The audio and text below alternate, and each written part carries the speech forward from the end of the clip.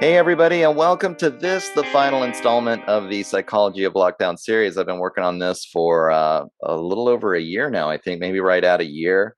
And this is the 23rd episode, so happy to kind of wrap it up, but sad to see it go because I thought the ideas within it were really important. Just this idea that so much of what we're dealing with is psychological. I mean, we talk about that there's this psychological operation going on. Certainly, we've been inundated for the last couple of years with a lot of propaganda from both corporations and the government. And those are targeting our psychologies. And then what happens as a group, what happens to an individual when they disagree with the overarching narrative of what's going on. Um, then we talked about mystification and how that happens to the large numbers of people that really are heavily influenced by the dominant narrative, and then the rules of dysfunction, which I think really described for a lot of us what it feels like when you do disagree with that dominant narrative and you're still having to deal with living in a community and in a nation state where a lot of people disagree with you, a lot of people are engaging in controlling behavior. And so, what we've had to go through in terms of all of that. And for this last installment, I'm joined once again by Genevieve Schuff. She is a local psychologist. She's got a master's in psychology, and she's been working a lot in just in local organizing around the COVID lockdowns and things related to that. Doing what she can to try to change things here locally. And so I thought I'd have her on to help finish this one up. We're going to talk about the healing process. Actually, we're going to, now that we've explored mystification and the rules of dysfunction, we're going to talk about how we can deal with what's happened to us in a way where we can transmute a lot of these negative energies into positive energies and what that means. So, hey, Genevieve, how's it going today? Thanks for joining me. It's going well, thank you. So we were talking about a lot of different angles, how to approach this. And initially, I think I was thinking about talking about, our relationship with family and friends and community members, maybe that disagree, and that we've had to get into these kind of conflicts with over the course of the last couple of years. If you haven't felt like getting vaccinated, or if you haven't felt like there was really enough urgency to require the mandates and the lockdowns and the masking and all of that. What it was like to have to go through that with people that don't, or that are interested in complying and that are kind of imposing these controlling mechanisms onto us. But then it's been interesting because for the last couple of weeks, I've been writing about this concept of dialogue within the scene, because I find that so many people actually, I mean, there's way more disagreements going on than is agreement about how to kind of fight back against these large institutions that are clearly pushing us towards this technocratic future. For those of you who also listen to The Shift, you know that I've covered quite a bit about the technocracy, what's being prepared for us in terms of the future, that the vaccine passports are really one step closer to this whole social credit system, that the central bank digital currencies, they're planning on giving us programmable currencies. So we're going into this kind of potentially dystopian future. And I'm hoping to figure out how to kind of cultivate a sense of unity amongst the resistance. And what I see over and over again is actually, I think maybe once you kind of wake up to the propaganda of the dominant narrative, then you're really exposed. I mean, there's you kind of realize maybe that you were fooled for a long period of time. Maybe your parents were fooled. Maybe it's a generational trauma that you're becoming aware of. It's like coming out of denial. And so, how do you think, Genevieve, how do people deal with that? I'm seeing a lot of people getting very defensive, a lot of people feeling like their particular point of view must be right, everybody else has to be wrong, and a lot of arguing going on, and not a lot of feeling of like a unified movement that might actually have what it takes to kind of slow this thing or stop this thing altogether. Well, it's such a random group of people, the resistance. Yeah. So maybe one chooses because they're religious, or the rebel the anarchist, Yeah. or you grew up in a way that you just recognized it, or, it's just such a random mix. And I've heard that repeatedly, that it's not, one party or the other. It's not age. It's not even intelligence. It's not education. And so I've noticed that I'm on the same side in this case with people that I wouldn't normally, Sure. and I don't eat animals, and I've never considered myself proud to be American, really. Right.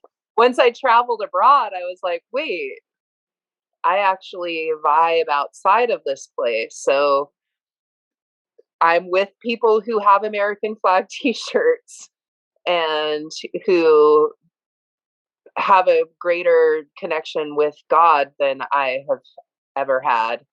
And so I think with all of that, it's just recognizing that we don't know. Hmm. There's no absolute. But when people are first entering, like you mentioned, and they just lost everything, you have to hold on to something. So maybe it's the first thing that comes at them. Just like Q, how that was such an appeal to a lot of people because it explained it so well, who had just discovered that they spray things from airplanes, Right. and that's a whole thing. And this laid it out in an easy way for them to understand, and then they could still kind of maintain that hope. Where I saw that, right, 2020, and I was like, I don't buy it. I don't buy it. But I had friends who did. And as long as they were kind of getting some of the same information, like, I've actually not disparaged on that too much with them. Hmm. I don't want to tear anybody down for what they believe, but yeah, we all believe differently, and that's a great thing. We don't want it to all be the same. Like we were just talking about the Right. utopias don't actually work because we need those little conflicts to better ourselves, really. So having a conversation with somebody who has an American flag shirt that believes in, just praying to God for this, it's like there's actually some lessons to be learned for me in understanding more their point of view, rather than, well, you eat meat and you go to church every Sunday, so we don't have that in common. So if understanding that we don't all, nobody knows either. Like you can never know any of Right. the that we all are really arguing about. You can't really, even whether it's good for you to eat dairy or not. Like we're so variable. So is that good for you? Is it good for the cow? Like maybe it's good for you, and maybe just an understanding that we all are so different, and that's a beautiful thing. Right. And It's more okay. understanding. It's okay. Yeah. It's so So I don't funny. know. Hmm. Well, it's just funny that you mentioned Q because that probably is the one example of actual controlled opposition. Because, like you said, as we were talking before I hit record, we were talking about how so many people within this movement, they might be aware that there's something big going on, something doesn't make sense about what they're seeing with the COVID response, with the lockdowns, the mandates, and starting to look into other possibilities. But then people, I think, are so stuck to they're still so stuck to their own point of view that, like, I mean, we hear people getting called controlled opposition left and right all over the place. And so it's one of those things that also, I think, it breaks us down. I mean, what I'm starting to write about in my blog and talk more about is this idea that I think if we're going to try to slow the tide of this thing or stop it altogether, then our greatest strength is in the numbers, which means not only do we need to really wake more people up to the bigger picture in general, but we also need to start figuring out how to unify for all of us that have an awareness that something is off and that there's, you know, a lot of propaganda over the corporate and government airwaves that is not actually factual, and we're not being allowed, we're not having our feelings validated, and we're not having conversations, certainly within the corporate system, if we disagree. But now, hardly even within, if you can call it the resistance, like you get together with the you know, with other resistance members, and I've heard people say vegans must be, you know, part of the technocracy because Bill There Gates, does you know, wants seem to to build be meat an agenda. factories. There does now, and to have us eat, fake meat. I'm Yeah, not into that either. But there are these agendas to yeah, kind of distract us and get us focused, and I'm weary of any of that. Unless I know you, and even then there's so much you can't know about somebody. But the resistance is anybody who's, like you were saying, just for freedom, medical freedom. yeah, So it's also not beneficial for us to call those who've done it already names or sheeple. And we do want the people who've already made their decisions and maybe notice that it doesn't make sense anymore, to come to our side. One of my favorite signs that I made was burn your Vax card and stand together, because we do want more people on our side that yeah. have varying ideas. Even if you're pro vaccine and pro mask, it's just when you start telling others what is right. And that, again, it's like admitting that you don't know. You have no idea, like, any of it. Right. I mean, this whole, it's so interesting to me that this conversation is now kind of steering towards those people that have uh decided that their belief system isn't in par with this dominant narrative. Because even, I mean, you know, people that say, you start to doubt the narrative about 9/11, or you start to doubt the narrative about the JFK assassination. I mean, a lot of people go through a period of depression, just, Yeah.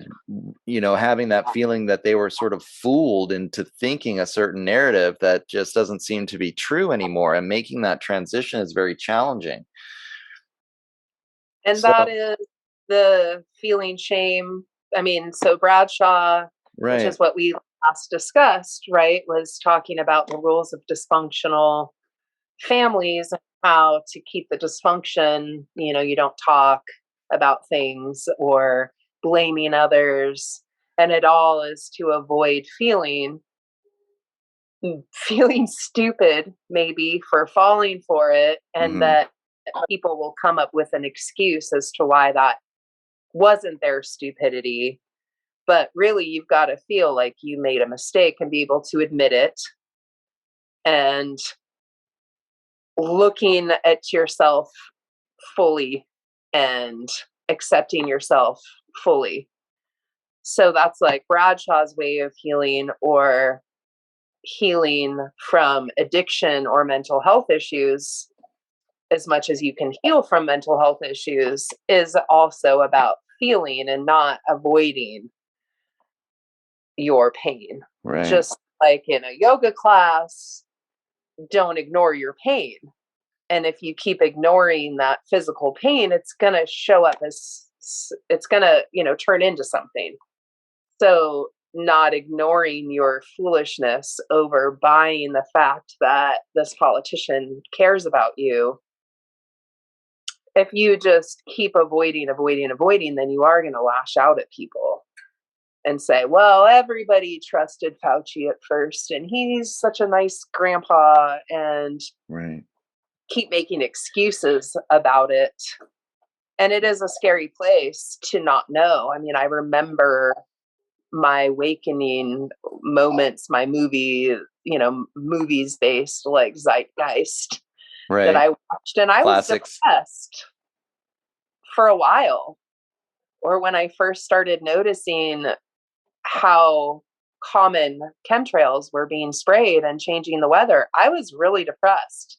And people who cared about me were like, hey, I'm worried about you and how upset you're getting. But if I would have had somebody to follow that just fit right in line, that might have been appealing at those times of darkness.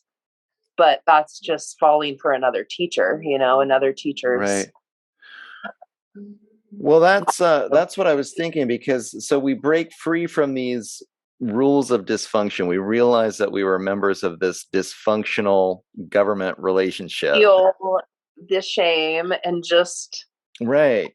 And then, it made me think of concepts like adulting or individuation. Individuation is what a healthy psychology wants to get to once they realize that they've been in these codependent relationships and these shame-based systems.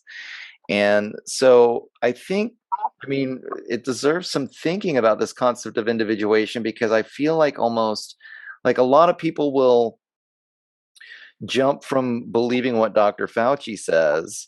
They're still looking for that leadership figure. yeah, Like the habit pattern of needing the authority figure is so powerful that even if they're not listening to Dr. Fauci or Mr. President of the United States anymore, now maybe they're listening to this particular doctor or that particular content provider. And if you disagree with their point of view, right? I mean, they're not actually fully individuating. They're still clinging to a new authority figure, even among the quote unquote resistance scene, that's preventing them from actually completing this process that I think it's important we all go through, actually. I mean, we should, maybe you could get into that. Like, what is that healing process when you do come out of denial, and you're willing to, and you start having these feelings? What are important or healthy ways to process through to get to that endpoint of individuation and comfortability with your own self, yeah, and your own perception without needing that codependent relationship anymore? yeah. Well, before you can do anything, you have to feel safe Mm, before you can start any of the nervous system transitioning into the healing time. It's like the fight and flight, right? So you're ready to fight versus rest and digest, where you're right. ready to digest the emotions. So it's not even just food, it's like the ability to process. And you have to be able to feel safe enough to bring this in without being re traumatized, because then you'll get stuck almost in that trauma cycle. So you have to find the safety. And it also makes me think of like the 12-step program too. And that you look to a higher, a more knowledgeable figure, which for the 12 step is God. Hmm. And if you don't believe in God, it's the universe or it's faith, like having faith. But before you can do anything, you've got to get your nervous system, your nervous system actually out of ready to attack and ready to fight. So Right. different qualities of yoga or meditation where you're just slowing your breathing down can help to do that, or getting out of the trauma situation. It's like why it's so hard with children, because they're still in that trauma situation enough that you can feel the shame and feel what you're feeling without being re-traumatized. So how do you get out of that?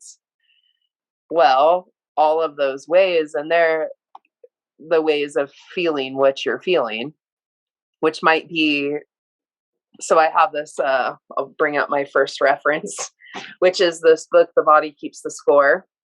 I mentioned it before, Mind, Hmm. Brain, and Body and the Transformation of Trauma.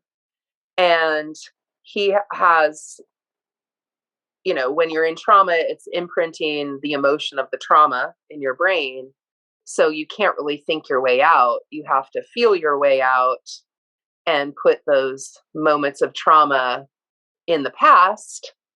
So you've got to, when you're in fight and flight, it's all present moment. You can't process as this is the past. So it's feeling the imprinted trauma and either rearranging it, which you can do kind of mentally, or physically in a room, you can actually rearrange your trauma. Like, this lampshade is my father and I'm putting him in the corner or getting rid of it, to EMDR, like eye movement therapy, to neurofeedback, which is kind of incredible. It's something I'm quite interested in, where it helps you to refile so that you file the past in the past, and then you can be in that present moment safer, to yoga, to any kind of rhythm, to group drumming, to being safe to feel. And that, again, like in a yoga class, you have your teacher that hopefully you trust. If you don't trust your teacher, then don't go to that class, because you're not going to do anything. To trusting then that the class is going to end, and knowing time and space, and then each pose, time and space. And with yoga, it's your internal space and your body in space. So you learn time and space where you can trust time and space again. And the past is in the past. Some, eye movement, EMDR, or neurofeedback, getting the past in the past, so that you can feel everything that you've needed to feel. Because it's all about avoidance. Bradshaw talks about avoidance of shame. I also brought Fierce Medicine, which is Anna Forrest's book, which also talks about what we're hiding from ourselves. And one of her big things is not to waste a trigger, and really looking deeper and deeper when you're triggered by somebody telling you what to do, or, commenting on your mask in the grocery store, not attacking them in the moment, but recognizing what that is about you. Because, right, it's all projections.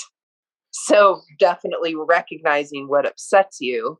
But again, you have to be in a safe place to be able to unravel all of that. So how do we collectively get in a safe space? Well, we don't have control over anybody but ourselves. And maybe it's that idea that the collective is more important than I, because if you think about yourself, you're selfish. So, everything is about, the greater good, but it's not actually. We have to start with ourselves. Right. And that's the only way to affect anybody, is to do the work yourself, so that you're modeling that good behavior, or pulling people out, which we've talked about before, of the mob mentality, and having the dialogue one-on-one, so that they're able to see and feel it a little bit more. So yeah, it's like, I don't know how to heal us all from all of this, but you can't start with the masses. You can't start by healing mob mentality. And really, we all came into this super traumatized. I think that it's going to show up with lots of addiction issues, like, who knows the number, more Sure. addiction, alcohol, drugs, pharmaceutical drugs, And the to suicide rates, unfortunately. totally, the suicide rates are out of control. They've been out of control, and the overdose rates. But I think those are both directly related to the void, filling the void, and not, it's like a sensitization and desensitization. It's like you need more and more to fill the void. And the farther you go away from your true self, the more you have to fill. And lots of drugs we become sensitized to, which is like how ODs happen. So I just think that the healing part, first we have to start with ourselves and recognize that we make mistakes, and that we're not perfect, and we don't know. We know what's right for ourselves in a moment. That's pretty much it. And to have dialogue, and to really accept everyone's point of view, and just, it's like there's another Forrest yoga-ism where she says, you have to put your own gas mask on first. You have to heal yourself first before you anybody. Well, I think one of the most important things that you're bringing up too is that the process is a long one. And Hmm. I've heard the term "the only way out is through." It's not like you're just going to wake Definitely. up and everything's going to be fine. I mean, in fact, I think a lot of us, if we start to doubt the dominant narrative and we start to separate ourselves from these dysfunctional relationships with the government and the government corporate narrative, and then a lot of people around us, I mean, it feels really isolating, um, because And not it's not many hard. people have the same point of view. So you're already isolated, and that makes it difficult to feel like you're in that safe space. So how do you even start the healing process? Well, it also makes me think then of the 12-step program, which is first to admit you're powerless Right. and find hope, believe that, faith. So, first admitting that we have no power over the external world, all we have is what's internal, and have faith and surrender to it. And in the 12 steps, then there's amends, making amends and continuing that inventory, right? So after you become ready and ask God, you have to make amends and then keep admitting when you're wrong, pray and meditate and help others. So it's all of that going through to get out, which the reason that you're in the dysfunctional relationship or situation is because it was too hard for you to go through it the first time. It was too hard to admit that, you know, I guess I don't have the great example, but admit you were fooled.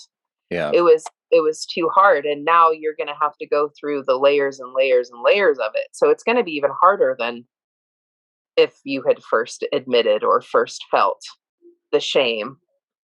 And so it's all this protection of feeling those dark feelings. So maybe that too is normalizing feeling shitty, even when, oh, how are you doing? I'm fine. Like Right. we just so used to saying we're fine. And so finding a teacher, not necessarily a teacher of anything in specific, but a therapist kind of teacher, or somebody that you feel like can give you advice, and opening up to the fact you know nothing and starting to feel some of those uncomfortable feelings. And that's, you do all kinds of different gratitude lists and exercise to increase. I mean, you have to kind of psych yourself out.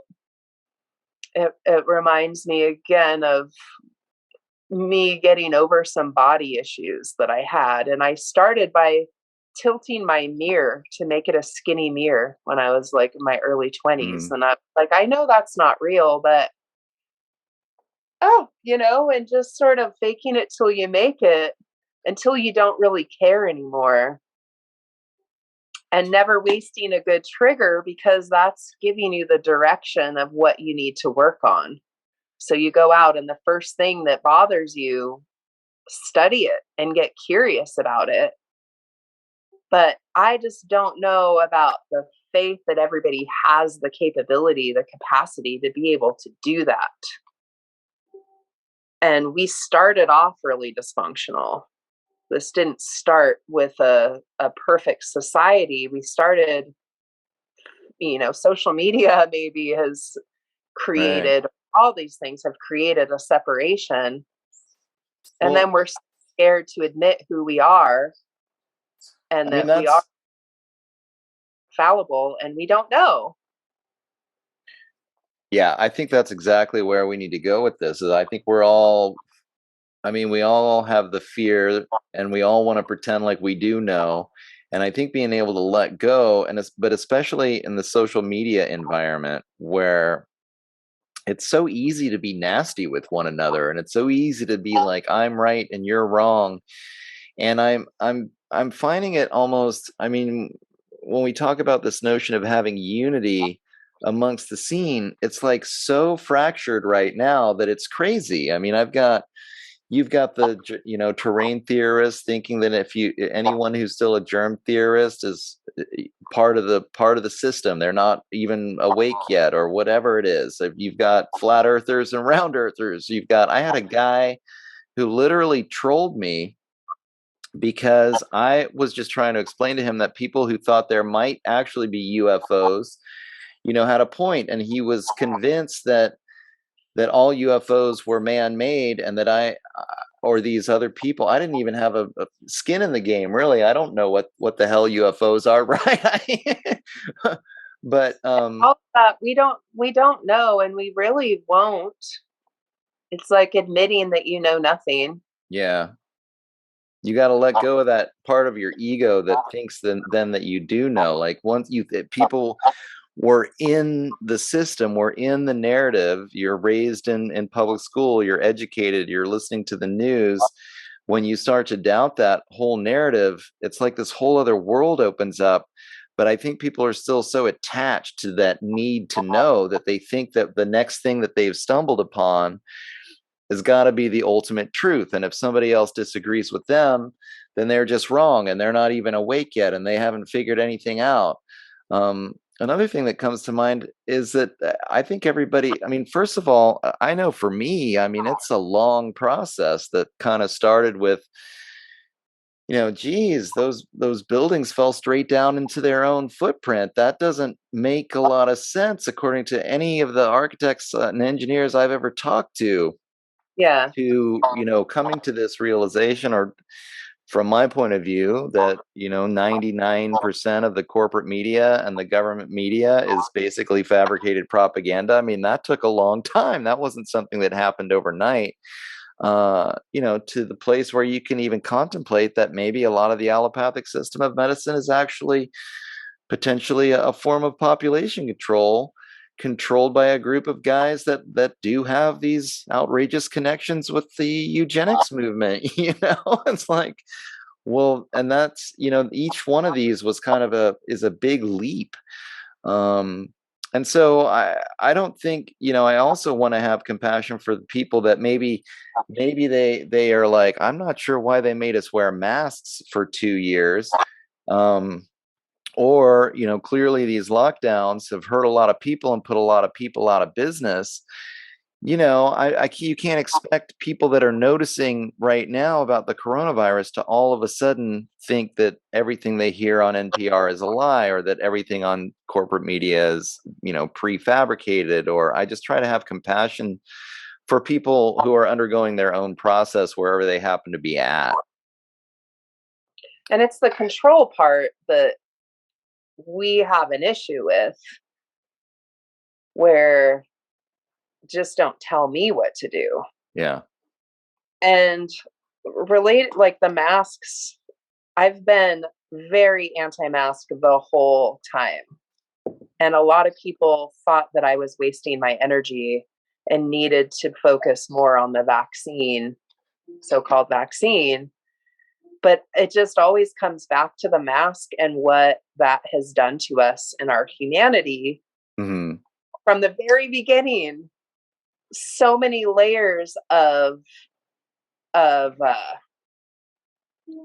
masks are not just a piece of cloth. Not only does it mess with your ability to intake oxygen, but it messes with our connection with each other. And maybe that's how this has gone on so long, and how we have gotten so disconnected from each other. And what I want to say is, the first thing is that people take off their masks, and that I'm here. We always talk so long, my battery gets low. Yeah. But even the idea that we've said in New Age thinking of like, take off your masks and like be your true self, but we're doing this behavior, not me, but this behavior every day where you're literally putting on a mask and covering up who you are, covering up your smile, not interacting with each other. Where we look at depression and suicide and overdose, it's all related to social connection, to re-traumatizing those who've already been traumatized, of having their voices muffled, not being heard. You can't hear people when they're the clarity of speak. Like, masks just are the epitome of everything that this has been about in a negative way. Hmm. This mask of your true self, inability to speak, inability to connect, even smelling each other is so important. Our whole pheromone system. So you're smelling your own breath, to the inability of oxygen to come into your blood and like nourish your brain, to children being able to learn how to speak and articulate their words, to, yeah, at the grocery store, nobody's nice to each other. You can't see their smiles. Yeah, And that another one of my it's favorite huge. signs was free your smile. So we're not going to get to safety as long as we've got these masks on. And it's fear too. So all of those people, their eyes are fear. Even with the mask, they don't feel safe. It has not helped. It has not helped on also so many different levels, especially this feeling of safety. Like, that's why you do it, right? Is to keep yourself safe. Yeah. But also, when you limit your intake of oxygen, your mind and your body goes into flight, fear mode. So you're not going to be able to get deep into anything until you take off your masks and, face that somebody might yell at you at the grocery store. Right. You're a grandma killer. Well, I mean, that's just it. Like, being psychologically healthy makes you more powerful emotionally to be able to handle these kinds of acts of defiance, which more and more of us really need to get to a place to, but it's so difficult. Again, when you're just waking up to the denial maybe that you've been in about just concerning the dominant narrative in general, and then And you really do hearing, have to go through this healing process. So you're going to have lots of anxieties that you have to yeah, work through in order to strengthen yourself. and One of the it's hearing so much about what somebody else thinks that you're putting yourself aside, which is what John Bradshaw was talking about. All of those rules of dysfunction are putting your own needs aside right. for the needs of the greater good, and then the media is who's feeding us that. And you have to be able to trust yourself and to trust your feelings and trust them enough that you're willing to get yelled at. And that's like where the flooding, or we've talked about before, comes in. Like, well, what's the worst that can happen? Everybody hates you. Okay, well, they already do. So what's the big, or Right. I know that would never happen. So what's the worst that can happen? Y- But One of the things that I think I actually even had to learn this was that it's important to hang out with like-minded people, because I always wanted to argue with other people and convince them, figure out how to convince, like, my God, can't you see it? and Uh, like people, that's Oswald was a like patsy, right? Like, come the on. AA says too, is you go to a group and you do group therapy, Yeah. because those are like-minded people. Or what a lot of folks, the resistance is saying, like, okay, well, we can either keep fighting against these boards, school boards, and the rulers, or we create our own. And that's still, I'm like not sure which, because I don't really want to leave everybody behind, but it is self-reliance and finding like-minded people, Hmm. and maybe drawing on times in the past where you've had to do that. I've done that with friend groups throughout my life, where I recognize you guys don't actually like the same things I like. You sort of laugh when I light up Palo Santo. You're into infidelity and, cocaine. And Right. maybe I just will be alone for a while. So, that's happened in my life several times, where I recognize that we're not meant to be friends with everybody all the time. Right. And the whole reason, season, or a lifetime thing with people, like, what can you learn from that? And that's really how to turn anything into a positive. is, well, what can you learn from it? What did you learn from it? So a relationship that doesn't work out, what can you take from it? Well, you learned your boundaries again. You learned that you're not the same as when you were 21.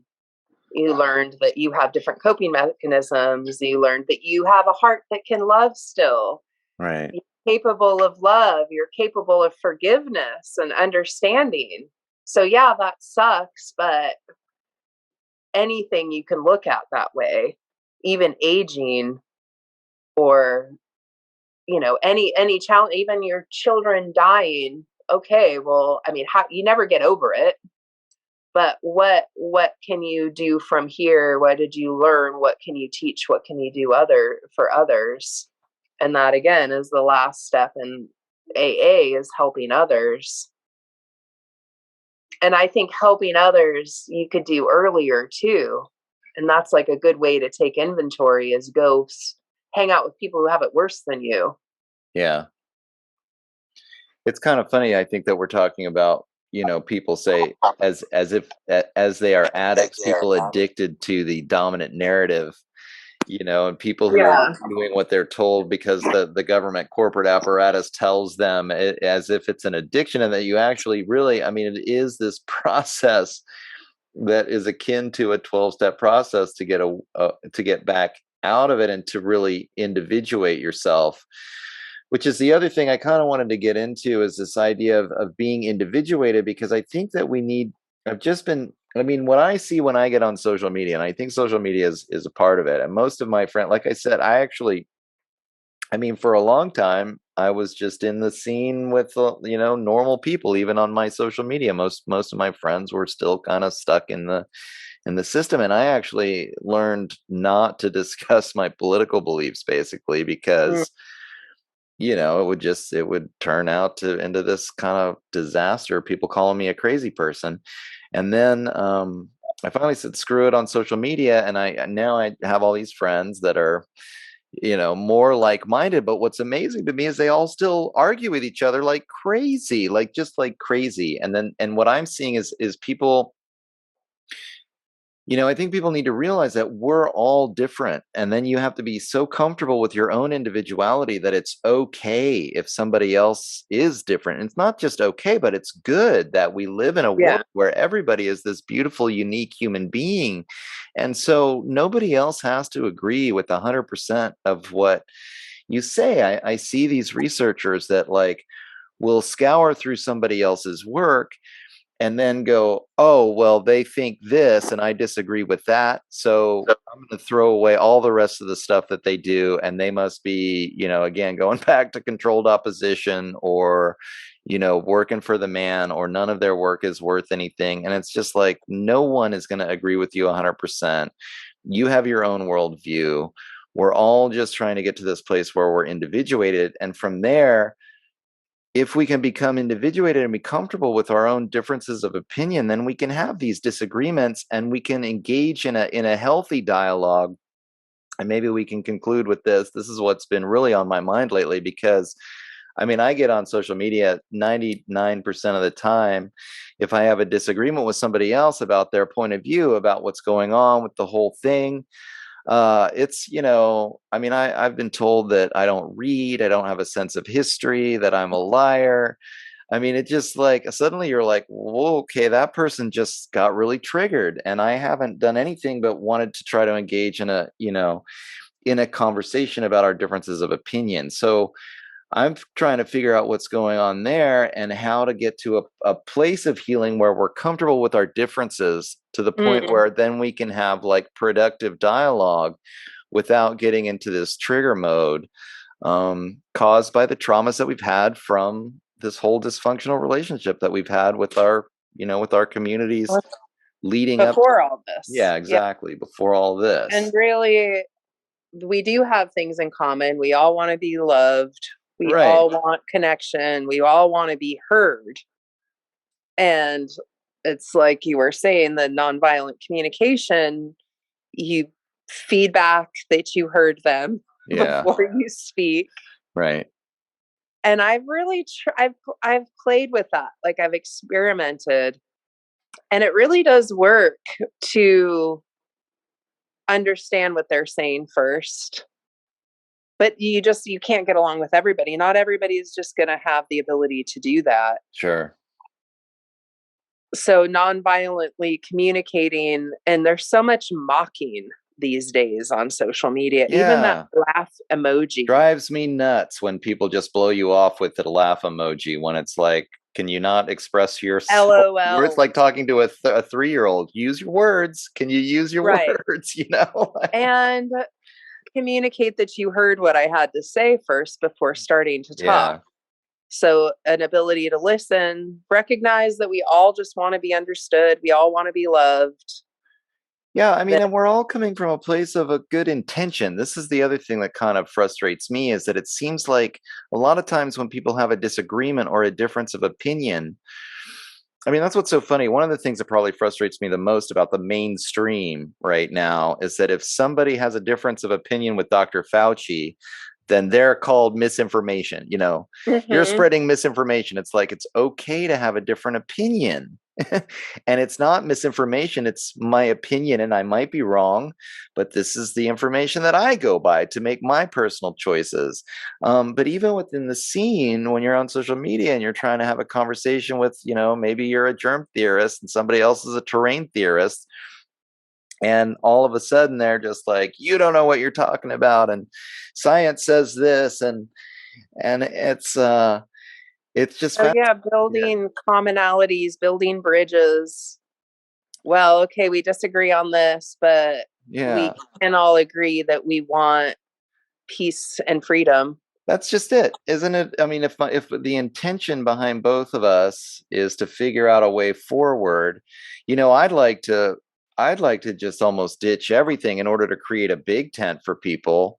Like I see so many issues as personal choices. I mean, your healthcare decisions are personal choices. Your finance, there's a huge debate about the blockchain thing. It's like those are personal financial decisions. It doesn't make you a sellout if your intentions are, and not that you might not be making a mistake, maybe it is a mistake to get involved with blockchain technology, but if your intentions are for the purposes of liberation, for getting away from the dollar, it's these are your personal financial decisions. Like trying to extrapolate that out into the public sphere, you know, this is another thing that I've seen. I mean, that's just it. It's like we start to break away from the corporate narrative or the dominant narrative that we were taught as children, but I think we bring still a lot of these habits of argumentation, these attachments to our own point of view, into the dialogue, into the in the resistance sphere, and uh, and we still engage in a lot of unhealthy behaviors and practices that aren't really helping to like push the movement forward. And one of them is the intention.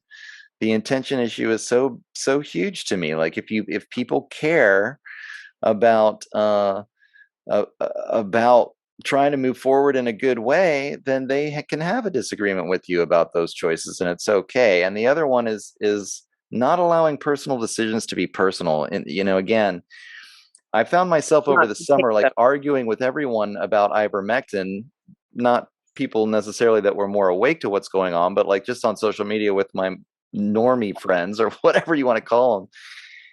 And then I'm realizing like I don't why is everything like we have this habit and all of us have it, and I'd like to try to let it go in my own life to think that everything has to be hashed out in the public sphere. Mhm. Like who cares what my treatment protocol, my personal treatment protocol that I choose for myself when I get sick is? I mean, do we have to argue every time we feel I have a headache? Do I take a Tylenol? You know, half the people like, Do you my take God, belladonna, yeah, yeah, homeopathy?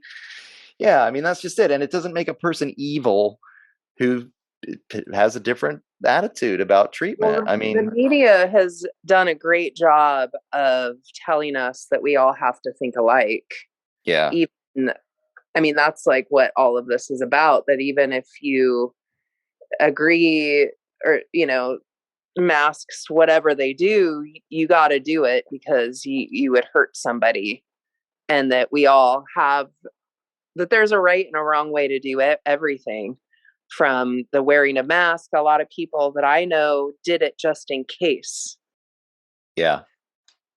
and they didn't want to go into it. So they just did it because they were told this is what you do for the greater good and this is how you, or even the language that one uses for gender or whatever, that we all have to do it the same, and if you're not doing it like that, then you're wanting to hurt people. But yeah, people are so sensitive and taking other people's actions so personally that, again, it's like you're only responsible for yourself in your reactions. You're not responsible, and there's no way that I can make you healthier. I can only make me healthier. Yeah. And the conflict is a part of all life, not just humans. I mean, any creature, and like from a molecule level, right? Everything, it's like the chaos is what actually causes order. Chaos is, and when we try and take it apart and make it clean is when we actually screw things up. Yeah. So there's this great image I saw that was like a fir tree with all of the spikies all randomly, and that's actually order. But when you take off every spine and put it in some visual order, that's actually chaos. So we actually need all these different opinions for order. We Right. actually need to think differently. I think maybe it's really important to appreciate the mystery of life. Like, people don't know the truth, and we're all just trying to get through and get by, and we can make these choices for ourselves. And But people life are is mysterious. inherently good, right? I mean, Yeah. I believe that. Yeah. I think that there can be bad seeds. I mean, I don't know. Do I believe that there are bad seeds? I mean, a lot of messed up lives, and often something messed up happened to them. So do I believe that some people are born bad, or is it all generational trauma? Yeah. But 99% of us, we're inherently good. And Yeah. we don't want bad things to happen to bad people or anybody. We don't want bad things to happen to people, right? Yeah. I mean, I mean, and I think, everybody. right. I mean, can we all just like put that in the forefront and understand that, 99% of us really are just trying to do the best, and we're not the evil ones. And all of this conflict that's so ingrained in the way that we think and the way that we act towards each other. I think if we just keep those positive intentions intact and we have a little bit of faith in the human race, And then not and control our own behavior, not ignoring it, but not lashing out at people. yeah. Yeah, having an Just like, awareness of what's triggering you, and staying in control of that so that you don't get overcome, and even appreciating when other people get triggered. And I right. end the conversation for now. We can revisit this later, potentially, or And you just say, don't know what they've been through. You don't know why. right. So it's understanding another's point of view and being conscious of not re-traumatizing yourself by reliving it, or others by reacting. So it's being less reactive to what bothers you and accepting one another's point of view. And Well, sure, you could argue that all of your decisions affect me, but we really are one. And we all have our little jobs that we're going about. yeah, I It's think like that's we're important all too. parts of a whole, just like in a body. Like I am a blood cell, and you're, you know, a part of the meninges, and like you Right. got your little thing you're doing, and I've got mine. And just because our jobs and our daily goals are different, ultimately we are all working on this same Yeah. I mean, I've even heard that, landscape. people that are focused on healthcare freedom are not correct because everybody should be awake to this technocratic takeover or vice versa. And it's like, okay, everybody has their different passions and their different And areas what that's they're great. interested in, and that is great. And we should be working on all these different places. I mean, some people are more interested in the financial part, Hmm. or the political part, And or we have so our much. strengths and weaknesses too. We don't all have the same strengths. Yeah, So just like I was mentioning, my friend who's amazing at thinking of the legislation and the law and the insurance and the bonds and this and that, my mind doesn't really think like that. And I can hear her, but my mind is more to the like picking up the pieces or understanding of others so that they wouldn't want to treat me like that, or they wouldn't, I have a more emotional connection to yeah, people, and just we all have our different roles, and just like we need a gardener, and we need the house painter, and we need the chef, and we need the teacher, and we need everybody to get up and have their own rules. exactly. Just like you're one kind of cell and I'm another kind of cell, but ultimately it runs together. Yeah, we're all part of the same organism. And we can't force, yeah, it's like we're all part of the same organism, and that might be Mother Earth, or it might be something else we don't even know about, but recognizing that you don't know and Yeah. being okay with that you thought you did. Well, sounds good, Genevieve. I think I'm just gonna we probably should wrap it up. We're getting a little close to an hour. Okay. I try to keep these Oh a little no. bit shorter. Shoot. It hasn't been quite that long yet, but Okay. we oughta wrap it up. I just want to bring up a couple of the points. One is that as people are waking up, they're all at a different place. It's not their fault that the process takes a long time. You have to deal with a lot of anxiety, a lot of trauma as you're breaking away from this codependent system that almost all of us were raised inside of. That hanging around with like-minded people is really important, and then I think individuating and respecting the individuation of everyone else. That we're not evolving. We're coming out of a system where everybody was expected to think the same and be the same, Mm, and the solution to that, the healing side of that, is a recognition that everybody's actually completely different and nobody's going to think just like you do, and that's a great thing. Even though it takes a lot of like letting go of these habits that we have, that we think we're the best researcher and we've figured out the worldview that everybody else should have. Like, no, that's the system that's the mhm. codependent system, the shame-based system that we just left. And let's It's, figure out, yeah, embracing a lack of control and yeah. and chaos. Yep, and getting to a place where we can then have healthy dialogue with each other about these differences, and not with the attitude of controlling or changing the other person, but actually with an open-mindedness that's willing to learn from all of these interactions instead. I mean, this, I think, is the ultimate goal. So And um, finding like-minded people.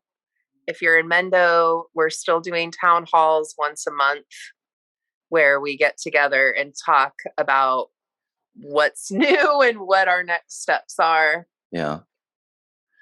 And you still want to That's point people to the Mendo Health Freedom Fighters Facebook page, the second one too, yes. Mendo Health And Freedom then Fighters too, that's because I almost got us kicked off right? from a post about how scary San Francisco is. That's the post that got flagged Uh, and saying we're one.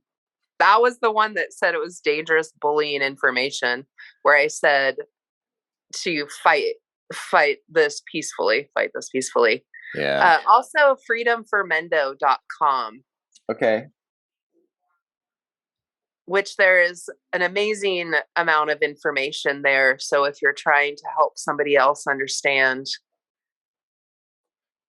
and on that it will list, there's a Telegram page also when the town halls are. And we actually have Great. Mark Muser coming in March, who's running for Senate, and Renette Senum coming to Perfect. Ukiah in Cool. April to talk about her